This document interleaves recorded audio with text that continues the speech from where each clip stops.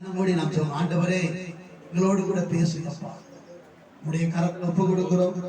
ஆண்டவரே நீ பெரிய காரியங்களை செய்யும் ஆண்டவரே. வந்திருக்கிறவர்கள் என்ன எண்ணத்தோடு எந்த ஏக்கத்தோடு வந்திருக்கிறார்களோ அவருடைய ஏக்கங்களை நிறைவேற்றி ஆண்டவர், அவர்கள் என்ன விரும்பி வந்தார்களோ அந்த விருப்பத்தை செய்வீராக ஆண்டவர். சுரேவுடைய வார்த்தையை அனுப்பி நீர் ஆமேன் ஆமேன் அப்பா, அவருடைய வார்த்தையை அனுப்பி சுகத்தையும் பலத்தையும் ஆரோக்கியத்தையும் ஆசீர்வாதத்தையும் கொடுத்து உம்முடைய பிள்ளைகளாயவர்களுக்கு ஆமேன் அப்படியா நீர் ஆசீர்வாதத்தை கொடுத்து எங்களை நடத்தும்படியா உங்களுடைய கரத்தில் ஒப்பு கொடுக்கிறோம். நீரே பேசு இயேசுவின் நாமத்தினால பிதாவே ஆமேன். அல்லேலூயா அல்லேலூயா. அதனால சபைக்கு வாங்க, வராம மாத்திரம் இருக்காதீங்க. சர்ச்சைக்கு சண்டே ஆனா நினைச்சிருங்க வாங்க, கர்த்தர் உங்களை ஆசீர்வதிப்பார். அல்லேலூயா. ஒரு வேத வசனத்தை நான் வாசிக்கிறேன்னா கவனிங்க. லூக்கா எழுதின சுவிசேஷம் 15ஆம் அதிகாரம் 15 7வது வசனத்தை நான் வாசிக்கிறேன்னா கவனிங்க. அது போல மனம் திரும்ப அவசியம் இல்லாத 99 நீதிமான்களை குறித்து சந்தோஷம் உண்டாயிருக்கிறதை பார்க்கிலும் மனம் திரும்புகிற ஒரே பாவி நிமித்தம் பரலோகம் மிகுந்த சந்தோஷமாய் இருக்கிறது. அல்லேலூயா. அதாவது பரலோகத்துல ஒரு சந்தோஷம் வந்தோம். இங்க பரலோகம், அதாவது நம்முடைய ஆண்டவர் நீங்களும் நானும் ஆராதிக்கிற ஆண்டவராய் இயேசு கிறிஸ்துவுக்கு ஒரு சந்தோஷம் வருது. என்ன சந்தோஷம்னா, ஒரு பாவி மனம் திரும்புகிறதா. யாரு பாவி மனம் திரும்புகிறதா. அல்லேலூயா. அப்ப ஆண்டவரை நாம் சந்தோஷப்படுத்துகிற ஒரு காரியம் என்னவென்றால், ஆண்டவர் நம்மை குறித்து அவர் சந்தோஷமா இருக்க வேண்டும் என்றால் நாம் என்ன செய்யணும்? வேதம் தெளிவா, ஒரு பாவி மனம் திரும்பினால், இந்த பூமியில ஒரு பாவியான மனுஷன் மனம் திரும்பினால் பரலோகமே என்ன செய்யுமா? சந்தோஷப்படுமா. அதாவது இதுவரைக்கும் நான் நம்முடைய சந்தோஷத்துக்காக வாழ்ந்து கொண்டு இருக்கிறோம். நம்ம சந்தோஷத்துக்கு வாழமா, சந்தோஷம் இல்லாம வாழ்வோம். நம்முடைய வாழ்க்கையில நாம் சந்தோஷத்துக்காக எவ்வளவோ காரியங்களை நம்ம செய்கிறோம். ஆனாலும் சந்தோஷம் நமக்கு இருக்கா இல்லையா? கொஞ்சம் கஷ்டம் தான், சொல்ல முடியாது. அப்போ நாம் சந்தோஷம், நம்முடைய சந்தோஷத்துக்காக நிறைய காரியங்களை நாம் செய்து கொண்டிருக்கிறோம். ஆனாலும் நமக்கு சந்தோஷம் என்ன செய்யல, சில நேரம் கிடைக்குது, சில நேரம் கிடைக்காம போயிருது. ஆனால் நல்லா கவனி, கர்த்தருடைய பிள்ளைகளாய் இருக்கிற நாம் ரட்சிக்கப்பட்ட பிறகு கர்த்தர் நமக்கு நிறைவான சந்தோஷத்தை நமக்கு கொடுத்திருக்கிறார். என்ன சந்தோஷம் கொடுத்திருக்கிறாரு? நிறைவான சந்தோஷம். நாம் பெற்றிருக்கிற சந்தோஷம் நிறைவான சந்தோஷமாய் ஆண்டவர் நமக்கு கொடுத்திருக்கிறார். ஆனாலும் ஆண்டவரே எனக்கு சந்தோஷமே இல்லைன்னு சொல்லி நாம் என்ன செய்யறோம்? வருத்தப்படும், கஷ்டப்படும். அதான் நடந்துட்டு இருக்கு. ஆனா வேதம் நம்முடைய சந்தோஷத்துக்காக நிறைய, இந்த உலகத்துல நிறைய காரியம் இருக்கு. டிவி பாக்குறோம், எதுக்காக பாக்குறீங்க? கொஞ்சம் சந்தோஷம் கிடைக்கும் இல்லையா? டிவி பாக்குறாங்க நிறைய பேர். பார்க்காதவங்க நான் பார்க்கலன்னு சொல்லி நிறைய பேர் சொல்லுவாங்க, ஆனா பார்க்காம இருக்க மாட்டாங்க. சினிமா பாக்குறாங்க, என்னெல்லாம பண்றாங்க. சந்தோஷத்துக்காக மனுஷன் எவ்வளவோ காரியங்களை செய்கிறான். ஆனா அந்த சந்தோஷத்தை அவனால் என்ன செய்ய முடியல, பெற்றுக்கொள்ள முடியல. ஆனா ஆண்டவராய் இயேசு கிறிஸ்துவை எந்த மனுஷன் அறிந்து கொள்ளுகிறானோ, எந்த மனுஷி அறிந்து கொள்ளுகிறாரோ அவங்களுக்கு கர்த்தர் என்ன செய்கிறார்? ஒரு சந்தோஷத்தை தருகிறார். அல்லேலூயா. அதை குறித்து சங்கீதக்காரன் சொல்லுகிறார், ரட்சிப்பின் சந்தோஷத்தை எனக்கு தந்தி. என்ன சந்தோஷம்? ரட்சிப்பின் சந்தோஷம். இன்றைக்கு நாம் இயேசுவை நம்ம ஏற்றுக்கொண்டிருக்கிறோம். இதுவே பெரிய சந்தோஷம். இது நமக்கு தெரியல. இன்னைக்கு வந்து இது பெரிய ஒரு சந்தோஷம் நமக்கு தெரியல. நமக்கு கொடுத்திருக்கிற ஆண்டவர் கொடுத்திருக்கிற இந்த ரட்சிப்பை குறித்து அந்த சந்தோஷம் நமக்கு பெருசா தெரியல. அதே நேரத்துல நமக்கு ஒரு 1000 ரூபாய் இல்ல ஒரு 1 லட்சம் ரூபாய் நம்ம கை கிடைச்சுன்னா அந்த சந்தோஷம் வேற மாதிரி இல்லையா? ஆனா நாம் ரட்சிக்கப்பட்டிருக்கிறோம், இதுவே பெரிய சந்தோஷம். ஆனா இந்த சந்தோஷம் நமக்கு இருக்கா? இதை குறிச்சு நாம் வருத்தப்படுறோம். ஏன் ரட்சிக்கப்பட்டேன்? நான் எதுக்கு இயேசுவை ஏற்றுக்கொண்டேன்? எனக்கு என்ன நடக்கு? இயேசுவை ஏற்றுக்கொண்டதுனால எனக்கு என்ன ஆதாயம்? அப்படித்தானே கேட்கிறோம். இன்னைக்கு நம்மளை பார்த்து பிரஜா ஜனங்க நீ இயேசுவை ஏற்றுக்கொண்டிருக்க, உனக்கு என்ன கிடைச்சிருக்கு கேட்காங்களா இல்லையா? நீ சந்தோஷமா இருக்க அப்படின்னு அதுக்கு நம்ம பதில் சொல்ல முடியுதா? நம்ம பதில் சொல்லலாம். என்ன சொல்லலாம்? நான் ரட்சிக்கப்பட்டிருக்கிறேன், நான் இயேசுவை ஏற்றுக்கொண்டேன், இதை காட்டிலும் ஒரு சந்தோஷம் வேற சந்தோஷமே கிடையாதுன்னு நம்மளால வாய் வரல. ஏனென்றால் இது சந்தோஷமா நமக்கு தெரியல. சர்ச்சைக்கு போறது, ஆண்டவரை ஆராதிக்கிறது, ஆண்டவரை தொழுது கொள்வது ஒரு சந்தோஷம் நமக்கு தெரியல. இதுதான் பெரிய சந்தோஷம். ஆனா இந்த சந்தோஷத்தை நம்ம என்ன செய்யல, பெருசா நினைக்கல. இதுவே பெரிய விஷயம். ரட்சிக்கப்பட்டது. அதாவது இன்னைக்கு எத்தனையோ மனிதர்கள் நல்ல மனிதர்களா இருக்காங்க, நீங்க ரட்சிக்கப்படல, இயேசுவை ஏற்றுக்கொள்ளல. நாம இயேசுவை ஏற்றுக்கொண்டு இயேசு கிறிஸ்து நம்மளை ரட்சித்திருக்கிறார். அது எவ்வளவு பெரிய விஷயம் தெரியுமா? அதாவது அடிக்கடி நான் நினைக்கிறேன், சாதனை அதாவது சாதனை பண்றான்னு சொல்லுவாங்க தெரியுமா? நான் பெரிய சாதனை பண்ணிட்டேன். ஆனா கிறிஸ்தவர்களா இருக்கிற நமக்கு பெரிய ஒரு சாதனை என்னன்னா, இயேசுவை ஏற்றுக்கொண்டு நாம் ரட்சிக்கப்பட்டிருக்கிறோமே, இதுவே நமக்கு பெரிய சாதனை. இதை காட்டியும் வேற எந்த சாதனையும் கிடையாது. இதுவே பெரிய சந்தோஷம் நமக்கு. அந்த தாவீது பெரிய ராஜாவா இருந்தாலும் அந்த ராஜாவின் நிமித்தமாய் வருகிற எந்த சந்தோஷமும் அவனுக்கு பெருசா தெரியல. ஆனா இயேசு கிறிஸ்து என்னை ரட்சித்தார், இந்த சந்தோஷம் எனக்கு பெருசு என்று சொன்னார். அல்லேலூயா. அப்போ நாம் இயேசுவை ஏற்றுக்கொண்டிருக்கிற நம்முடைய வாழ்க்கையில இதுவே பெரிய சந்தோஷம். ஆனா இந்த சந்தோஷம் நமக்கு இன்னைக்கு இல்ல. நம்ம என்ன செய்யறோம்?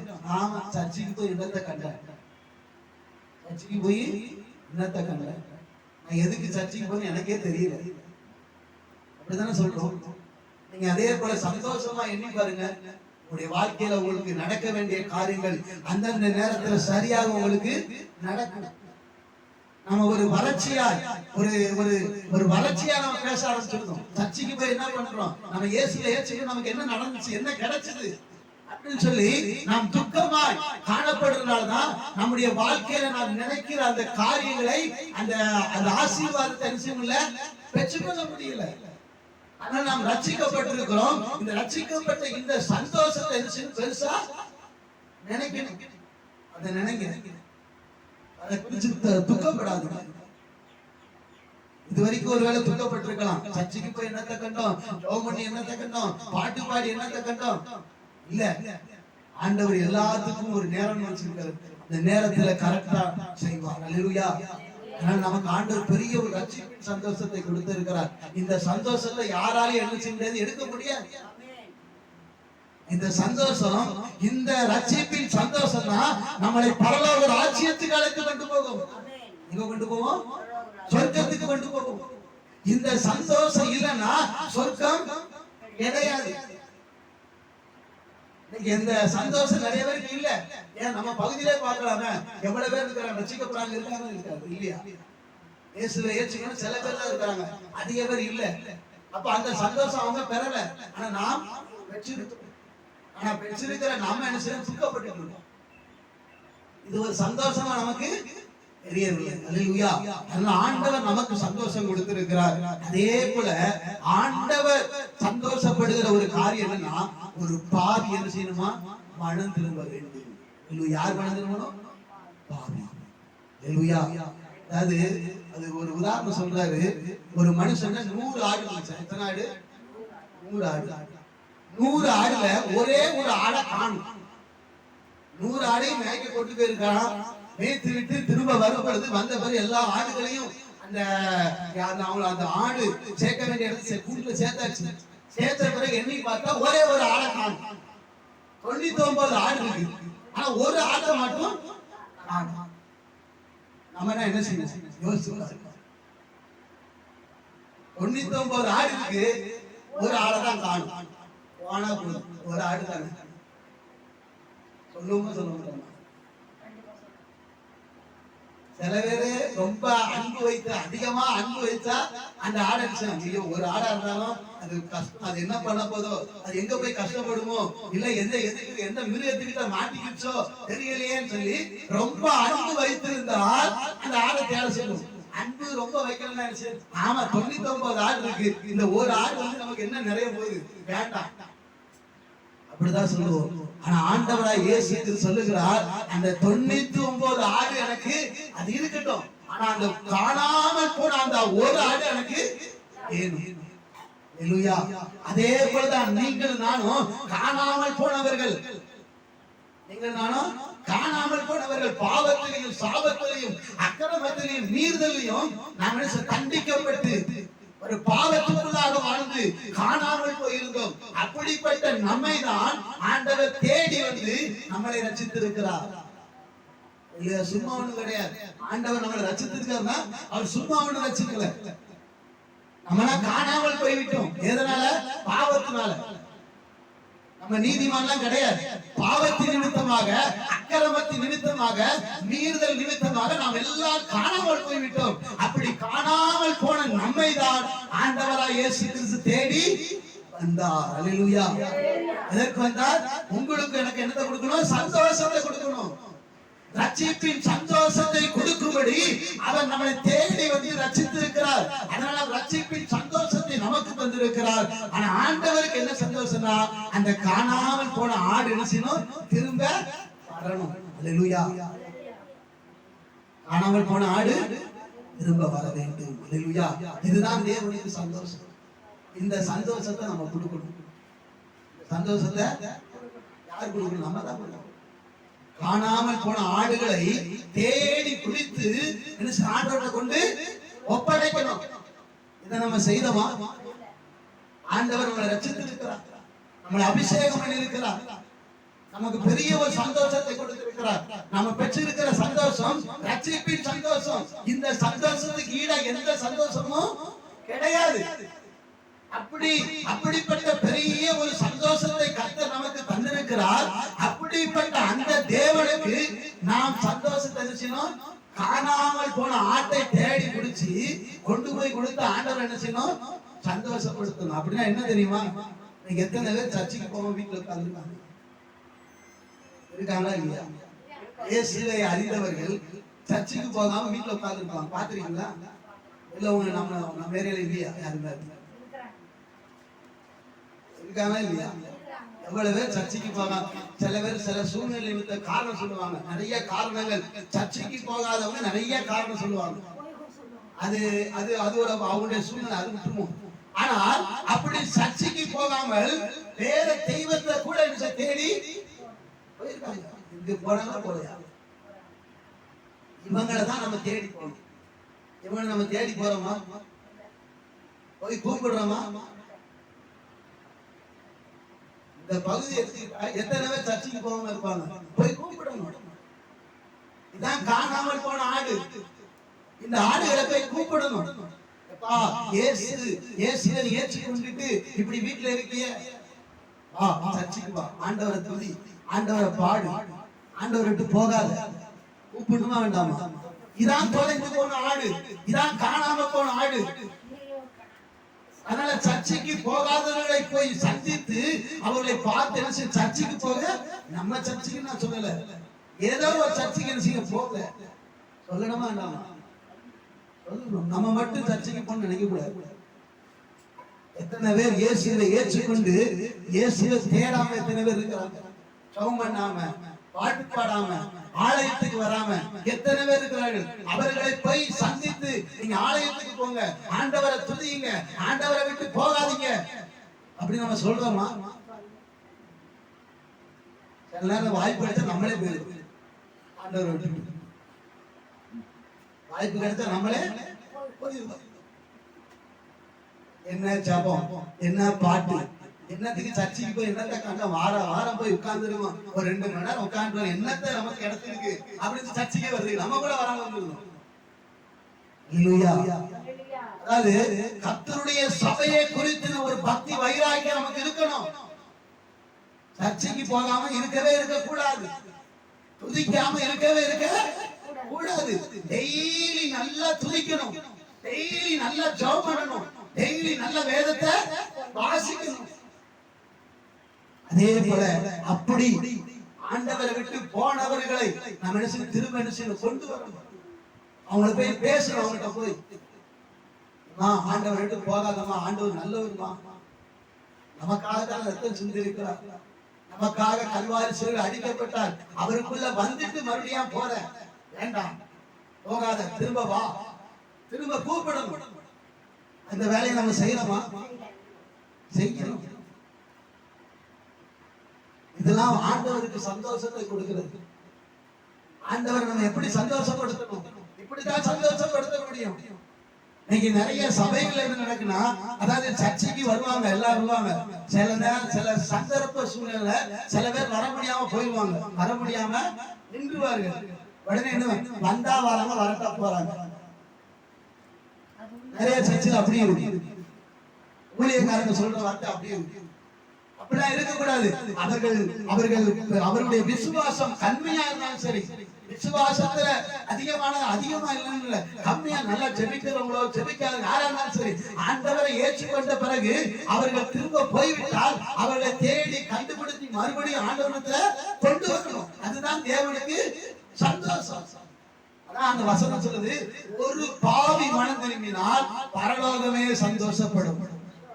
ஒரே ஒரு பாவி, 99 ஆளை குறிச்சு எனக்கு கவலை கிடையாது, 99 நீதிமான குறிச்சு எனக்கு கவலை கிடையாது. ஆனா என்னை விட்டு போன அந்த ஒரு ஆளை குறித்து எனக்கு என்ன இருக்கு? கவலை இருக்கு. இப்ப நம்ம சர்ச்சைக்கு வந்திருக்கோம், நம்மளை குறித்து அவர் கவலைப்படல. நல்லா கவனிங்க, என்னடா இப்படி சொல்றாரு நினைக்காதீங்க. நம்ம வந்திருக்கிறோம், ஆண்டவரை தேடி வந்து நம்மளை குறித்து அவர் கவலைப்படல. ஆனா சர்ச்சைக்கு வராமல் எத்தனையோ பேர் இன்றைக்கு ஆண்டவரை துதிக்காமல், ஆண்டவருடைய நாமத்தை மகிமைப்பட, ஆண்டவரை ஏற்றுக்கொண்ட பிறகு ஆண்டவரை துதிக்காமல், ஆண்டவரை மகிமைப்படுத்தாமல் ஆண்டவரை விட்டு போய்விட்டார்களா, அவர்களை குறித்து கர்த்தர் கவலையாக இருக்கிறார். அவங்களதான் ஆண்டவர் கவலைப்படுறார், நம்மளை குறித்து கவலைப்படல. ஏன்னா நம்முடைய, அதாவது நீங்க எல்லாம் அவருடைய பிள்ளைங்க, நீங்க இங்கதான் இருக்கீங்க, உங்களுக்கு எப்பொழுதும் உங்களுக்கு கொடுத்துட்டே தான் இருப்பார். அதனாலதான் உங்களை குறித்து கவலை கிடையாது. எப்போதுமே தேவனுடைய ஆசீர்வாதத்தை நம்ம என்ன செய்யறோம்? பெற்றுக்கொண்டே தான் இருக்கோம். ஆனா பெற்றுக்கொள்ளாமல் ஒரு கூட்டம் வெளியில இருக்கு.